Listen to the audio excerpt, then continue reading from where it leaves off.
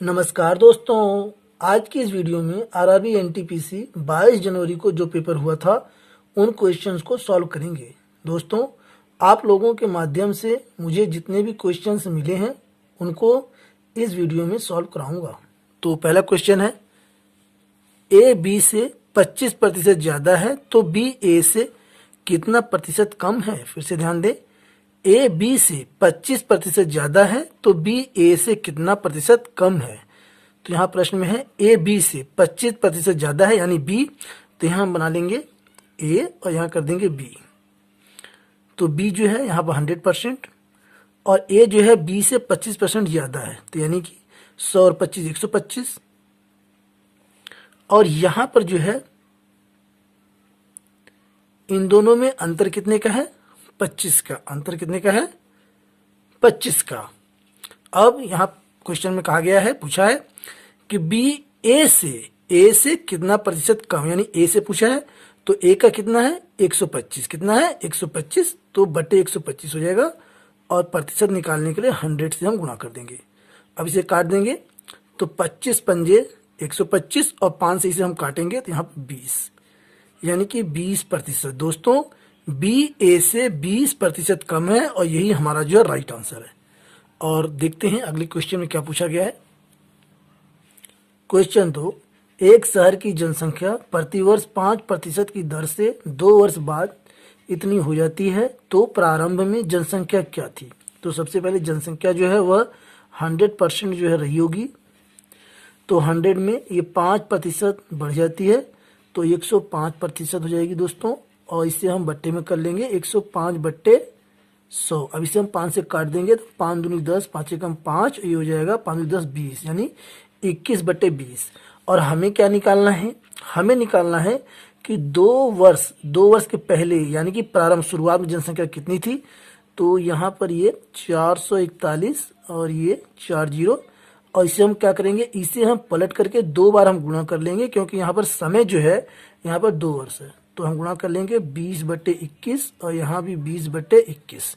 और इन दोनों को जब हम गुणा करेंगे तो ये आपका आ जाएगा 441। जब इसे हम काट देंगे यहाँ से तो ये 1 और ये जो है 40 आपका जो है ये चले जाएगा। और इसे हम अब सॉल्व कर लेंगे तो यहाँ पे हो जाएगा 2 दूनी 4 और 2 0 और ये 40, यानी दोस्तों ये हमारी जनसंख्या जो है प्रारंभ में थी और यही हमारा जो है राइट आंसर है। अगला क्वेश्चन, क्वेश्चन 3, 20 संख्याओं का औसत 22.5 है, गलती से 25 की जगह -25 ले लिया गया तो औसत होगा, यानी हमें नया औसत बताना है कि औसत क्या होगा।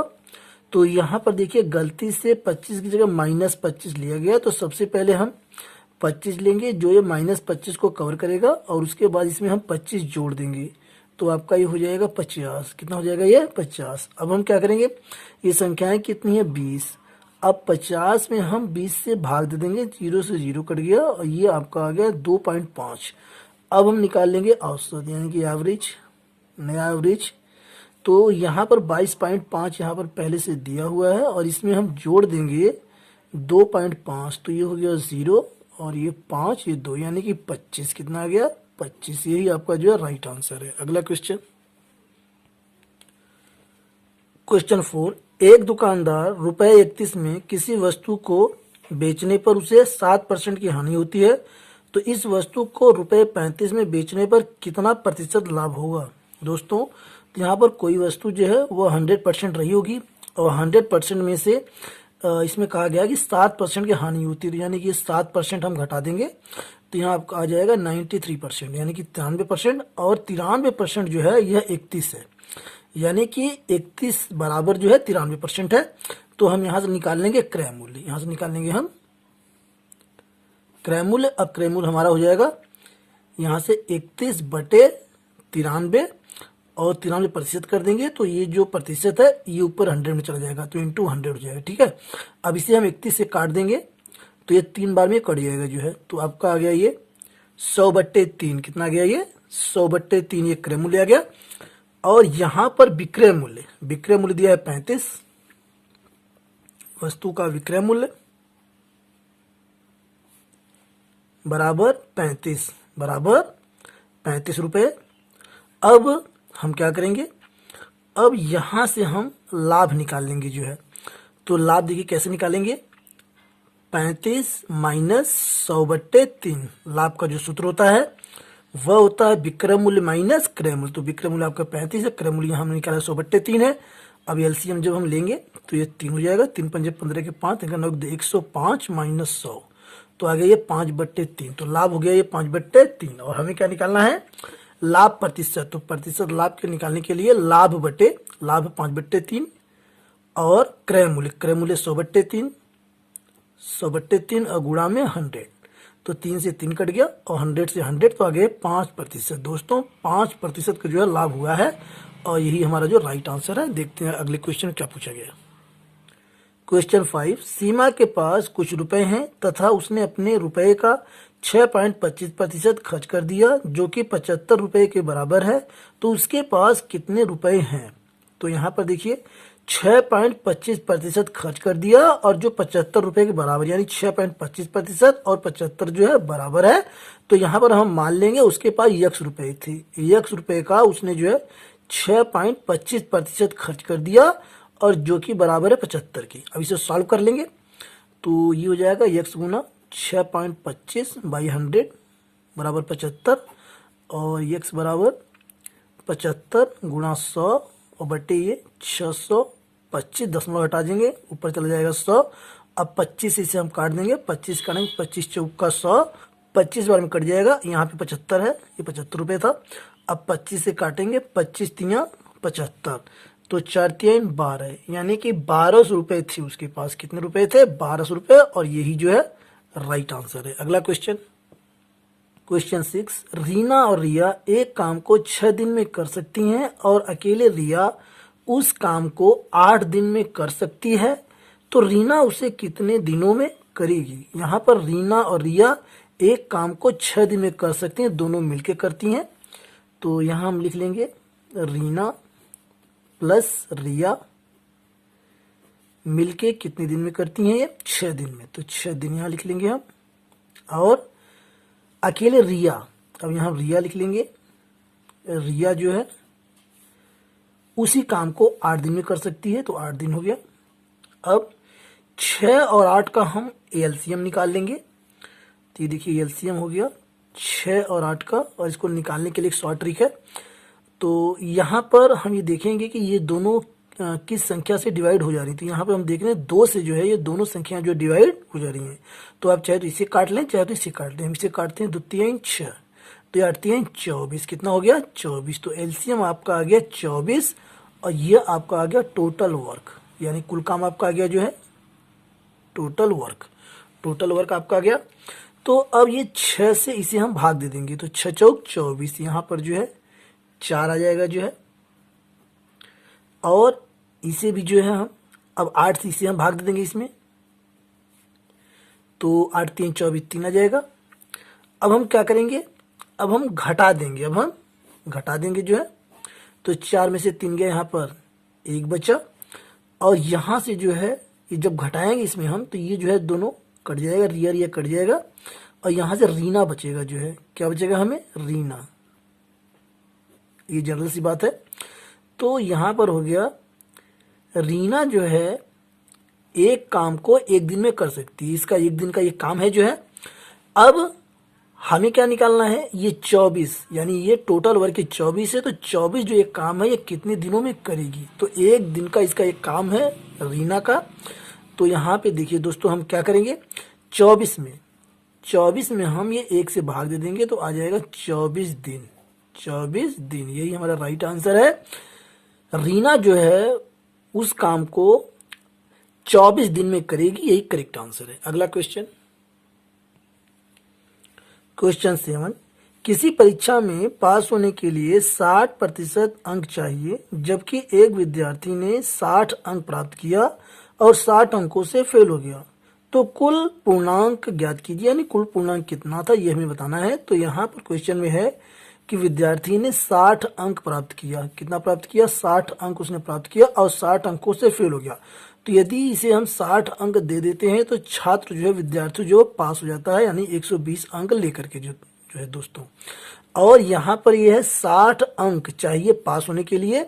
तो कुल पूर्णांक कितने हम मान लेंगे, कुल पूर्णांक यक्स थे तो यक्स गुना 60% यानी यक्स का 60%, ये हो गया आपका 120। तो 120 जो है चाहिए पास होने के लिए। अब इसे हम सॉल्व कर लेंगे। एक्स बराबर 120 और ये 60/100, तो 120/60 गुणा 100। अब ये 0 से 0 ये कट जाएगा और ये 6 दूनी 12 यानी आ गया 200। तो ये 200 अंक यानी पूर्णांक जो था वो 200 अंक का था और यही जो राइट आंसर है। अगला क्वेश्चन,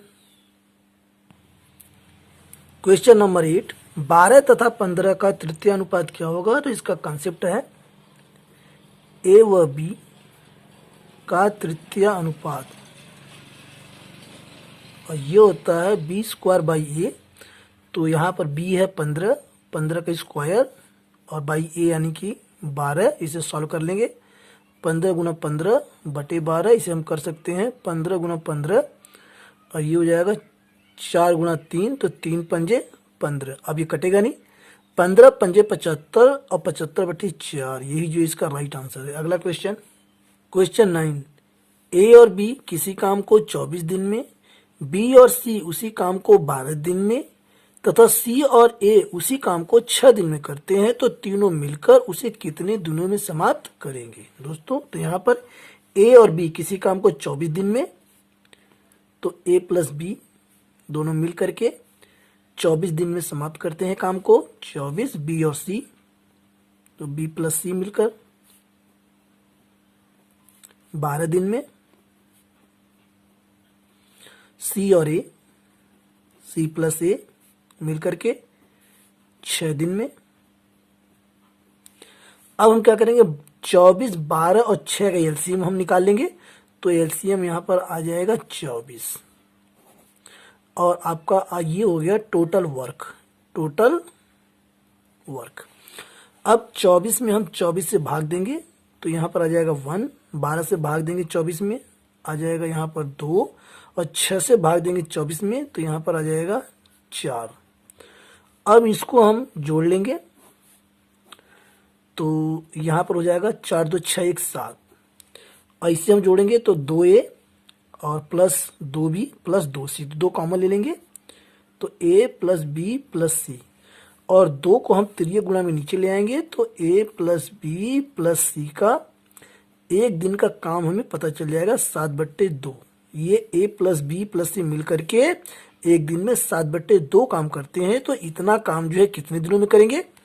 आइए अब हम क्या करेंगे, 24 में हम 7/2 से भाग दे देंगे, 2 ऊपर चला जाएगा तो 24 गुणा 2 बटे में 7, 7 चौक 28, 4 दूना 8, 8 दिन। दोस्तों यही जो है राइट आंसर है। ए प्लस बी प्लस सी उसी काम को तीनों मिल करके जो है 8 दिन में जो है समाप्त कर लेंगे, यही जो राइट आंसर है। अगला क्वेश्चन, क्वेश्चन 10, 0.22 इसके ऊपर बार है और 0.23 इसके ऊपर भी बार है बराबर क्वेश्चन मार्क, यानी कि इसका मान क्या होगा। तो यहाँ पर ये जो बार होता है जितनी संख्याओं के ऊपर होता है उतने जो है बटे में 9 हो जाता है, तो ये आपका हो जाएगा 22/99 और ये हो जाएगा आपका 23/99। अब यहाँ पर जो हर है वो बराबर है तो ये 99 हो गया एलसीएम और ये 22 + 23। अब इन दोनों को जब हम जोड़ देंगे तो ये हो जाएगा 45, 45/99। अब इसे हम 9 से काट देंगे तो 9 पंजे 45 और ये 9 कम 9, 9 कम 9 यानी 5/11। तो इसका दोस्तों आंसर आ गया 5/11, यही इसका राइट आंसर है। अगला क्वेश्चन, क्वेश्चन 11, ए किसी काम को 20 दिन में, बी उसी काम को 30 दिन में करते हैं, तो दोनों मिलकर उसे कितने दिनों में समाप्त करेंगे, यही हमसे पूछा गया है। तो यहाँ पर ए जो है 20 दिन में काम पूरा करता है तो 20 दिन, बी जो है उसी काम को 30 दिन में करता है, 30 दिन,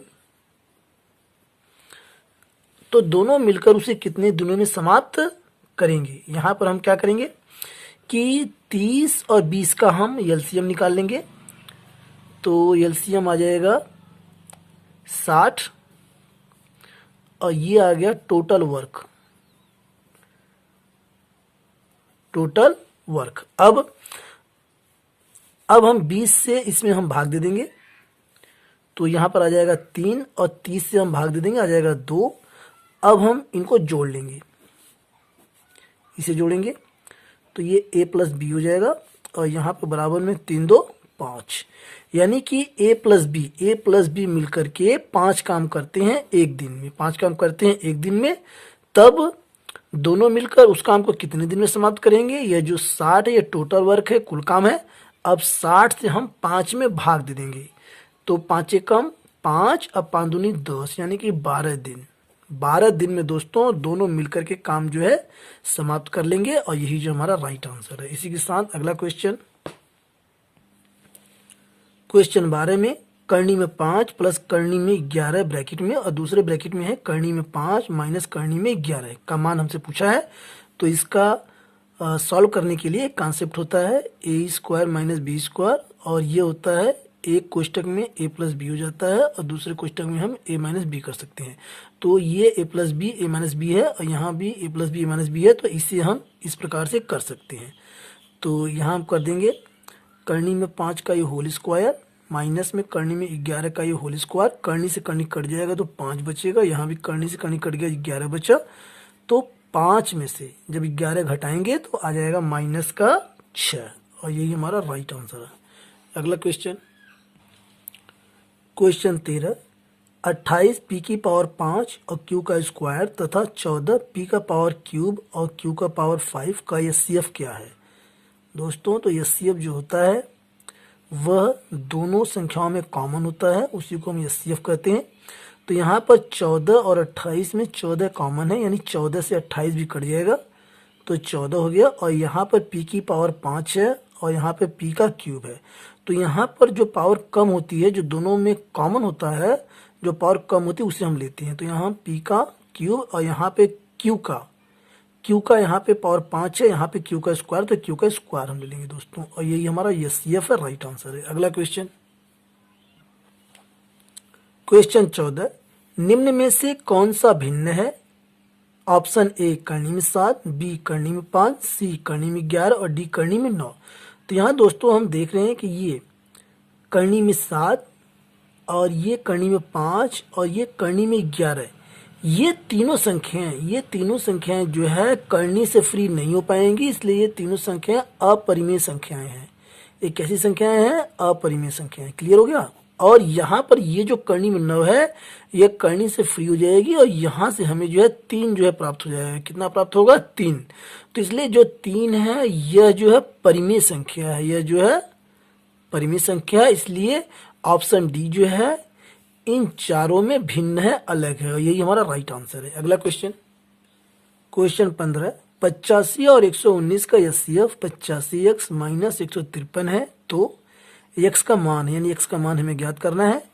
तो यहाँ पर दो संख्याएं हैं 85 और 119। तो एचसीएफ जो दोस्तों वह संख्या होती है, वह बड़ी से बड़ी संख्या होती है जो दोनों संख्याओं को पूरी से पूरी विभाजित कर सके। तो यहाँ पर 17 जो है यह दोनों संख्याओं को पूरी विभाजित करती है, इसलिए इन दोनों संख्याओं का एचसीएफ जो है वह 17 है। अब एचसीएफ यहाँ पे 17 आया है और यहाँ एचसीएफ दिया भी हुआ है, दोनों को हम बराबर रख दें क्योंकि दोनों बराबर है। तो 85x माइनस 153 बराबर 17 और 85x बराबर 17, 153 का हम पक्षांतर करेंगे, जोड़ देंगे 153। तो ये हो जाएगा 7 3 10 के 0, 5 1 6 1 7, 170, x यही रहेगा, 85 जो है बटे में आ जाएगा। अब इसे हम काट देंगे, 2 आ गया, यानी x का जो मान आ गया दोस्तों वो 2 आ गया और यही हमारा जो है राइट आंसर है। अगला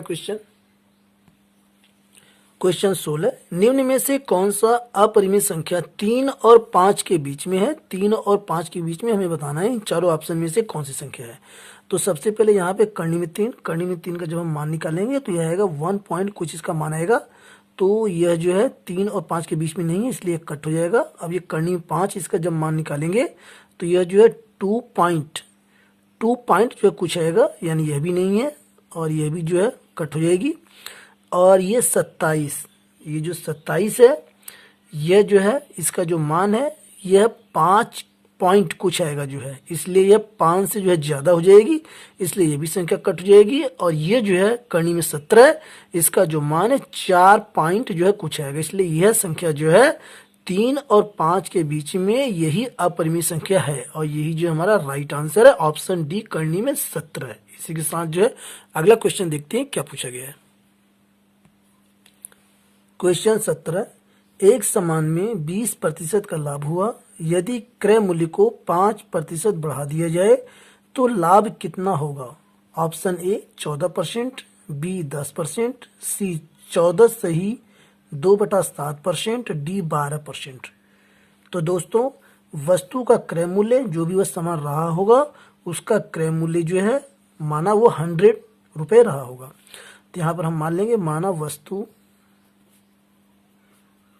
का क्रय मूल्य बराबर 100 रुपीस और यहाँ पर सामान में 20% का लाभ हुआ है, तब विक्रय मूल्य बराबर 120 रुपये। 20 रुपये हम जोड़ देंगे 100 में तो 120 रुपये हो जाएगा विक्रय मूल्य। अब यहाँ पर प्रश्न में कहा गया है कि यदि क्रय मूल्य में 5% बढ़ा दिया जाए तो 5% जब हम बढ़ा देंगे तो 105 रुपये हो जाएगा। तो यहाँ से जो है ये देखिए 105 रुपये हो गया इसका क्रय मूल्य। अब लाभ कितना हुआ, यानी 120 रुपये जो विक्रय मूल्य है और 105 रुपये जो है क्रय मूल्य है, तो लाभ हुआ जो है 15 रुपये का। लाभ कितना हुआ 15 रुपये। अब हमें निकालना है प्रतिशत लाभ। लाभ कितना होगा यानी प्रतिशत लाभ हमें निकालना है। तो लाभ तो हमारा आ चुका है 15 रुपये, हमें प्रतिशत लाभ निकालना है। तो यहाँ हम बना देते हैं प्रतिशत लाभ, ठीक है। तो प्रतिशत लाभ के लिए इसका कंसेप्ट होता है लाभ बटे क्रय मूल्य इंटू 100। इसी पे हम रख के सॉल्व कर देंगे। तो लाभ है 15 और क्रय मूल्य है 105। क्रय मूल्य है 105 रुपये और इंटू में 100, तो 15 सत्ते 105 यानी ये आ गया 100/7। इसे जब हम भाग देंगे सॉल्व करेंगे तो इसका आंसर आ जाएगा 14 सही 2/7% और यही जो है इसका राइट आंसर है। इसी के साथ जो है अगला क्वेश्चन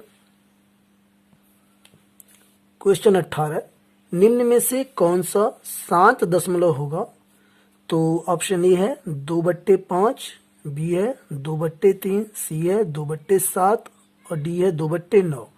तो 7 दशमलव का अर्थ क्या होता है दोस्तों कि जब भी हम हर से अंश में भाग देते हैं तो वह पूरा कट जाए, यानी कि दशमलव के बाद भी जाकर के जो है कुछ स्थानों तक जो है जो शेष फल है वह कुछ भी जो है न बचे, तो उसे हम कहते हैं 7 दशमलव। और जब हमारा शेष बचता रहता है तो उसे हम कहते हैं अशांत दशमलव, ठीक है। तो इसका एक कंसेप्ट होता है, मैं फार्मूला शॉर्ट ट्रिक में आपको बता दे रहा हूं कि आप इस क्वेश्चन को देख कर ही लगा देंगे, आपको हल करने की जरूरत नहीं है।